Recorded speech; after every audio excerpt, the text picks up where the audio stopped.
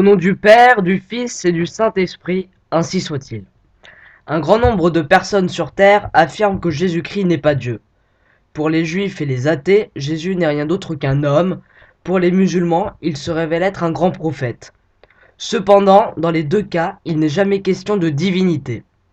En tant que chrétiens, nous pouvons respecter ces opinions sans pour autant les accepter. Il est de notre devoir de faire connaître le message de l'Évangile qui proclame clairement la divinité de notre Seigneur Jésus-Christ. Nos opposants se justifient à juste titre par cet argument.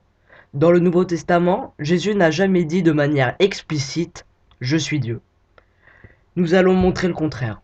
Premièrement, certains versets de l'Écriture indiquent clairement que Jésus affirme sa divinité. Prenons par exemple l'Évangile selon saint Jean au chapitre 8. Jésus dit « Abraham, votre père, a désiré avec ardeur me voir un jour. Il l'a vu et il en a été rempli de joie. » Les Juifs lui dirent « Vous n'avez pas encore 50 ans et vous avez vu Abraham ?»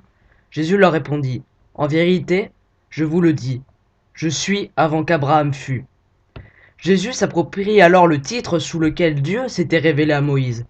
En effet, il est dit dans l'Exode, Dieu dit à Moïse, « Je suis celui qui suis. » C'est ainsi que tu répondras aux enfants d'Israël, celui qui s'appelle « Je suis » m'a envoyé vers vous. Preuve supplémentaire qu'à ce moment Jésus avoue sa divinité, c'est la réaction des Juifs.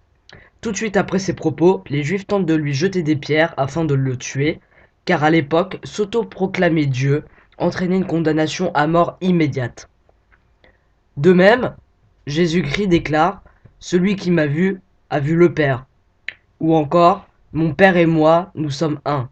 Notre Seigneur Jésus-Christ montre qu'il ne fait qu'un avec Dieu. Il est Dieu. Là encore, la réaction des Juifs est similaire, et ils avouent la raison de leur colère. Ce n'est pas pour aucune bonne œuvre que nous vous lapidons, mais à cause de votre blasphème, et parce qu'étant homme, vous vous faites Dieu. Jésus-Christ avoue donc bien publiquement qu'il est Dieu.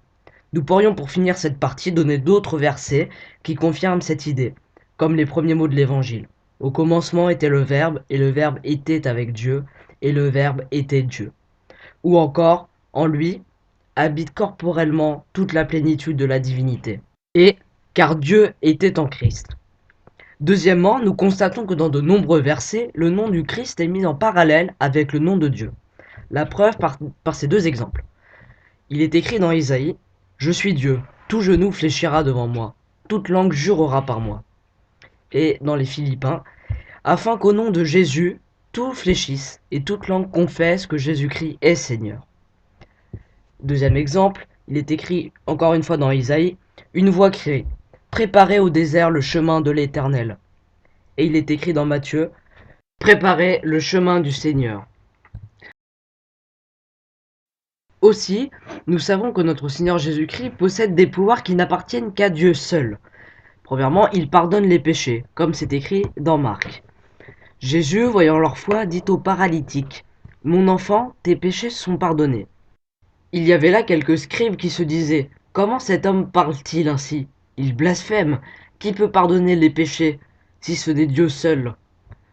Deuxièmement, il le reçoit et accepte l'adoration. Nous trouvons cela dans Jean. Après sa résurrection, Thomas, d'abord incrédule, dira à Jésus « Mon Seigneur et mon Dieu ». Jésus lui répondra « Parce que tu m'as vu, tu as cru. Heureux ceux qui n'ont pas vu et qui ont cru. » Enfin, notre Seigneur Jésus-Christ fait de grands miracles. Certes, de grands prophètes ont déjà accompli des miracles impressionnants avant lui, comme Moïse qui ouvre la mer Rouge en deux. Cependant, ces miracles ont toujours été faits avec l'aide de Dieu. Le prophète invoquait son nom. Tandis que Jésus-Christ accomplit les miracles par sa propre puissance. Lorsqu'il marche sur l'eau, lorsqu'il multiplie les pains, ou lorsqu'il ressuscite son ami Lazare, il accomplit ces miracles en son nom. Notre Seigneur Jésus-Christ a tout pouvoir sur les lois naturelles. En conclusion, les versets qui prouvent la divinité de notre Seigneur Jésus-Christ abondent. Nos opposants pourraient nous dire « Oui, mais les évangiles contiennent aussi de nombreux passages prouvant que Jésus est un homme. » Nous leur répondons « Oui, c'est vrai, mais ces versets ne prouvent pas que Jésus n'est pas Dieu. » Au final, ces versets ne font que confirmer la vraie nature de Jésus-Christ. Vrai Dieu, vrai homme. Au nom du Père, du Fils et du Saint-Esprit, ainsi soit-il.